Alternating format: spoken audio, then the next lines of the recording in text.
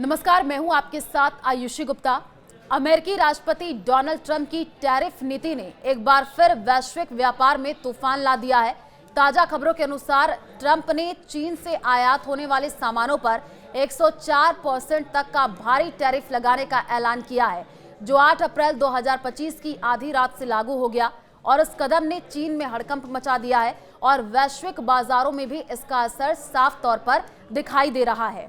Trump ने इस सप्ताह की शुरुआत में कहा था कि अगर चीन अपनी व्यापार नीतियों में बदलाव नहीं करता तो अतिरिक्त 50% टैरिफ लगाया जाएगा।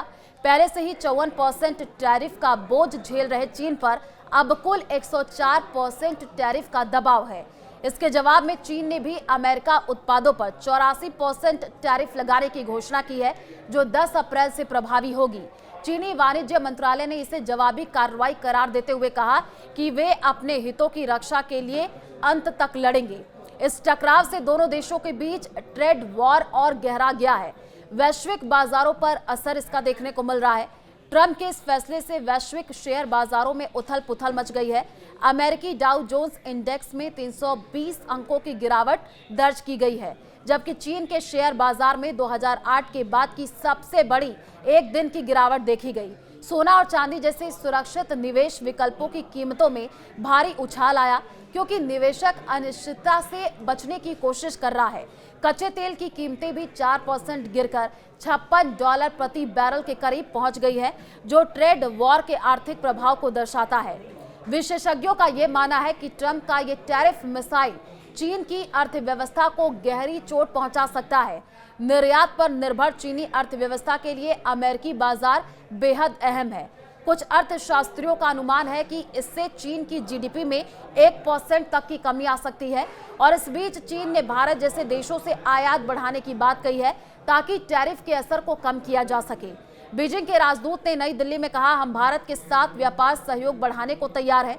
भारत के लिए अवसर और चुनौतियां क्या हैं? तो आपको बता दें कि चीन पर बढ़ते टैरिफ दबाव से भारत को फायदा हो सकता है। कई कंपनियां अब अपने उत्पादन को चीन से भारत की ओर स्थानांतरित करने पर विचार कर रही हैं।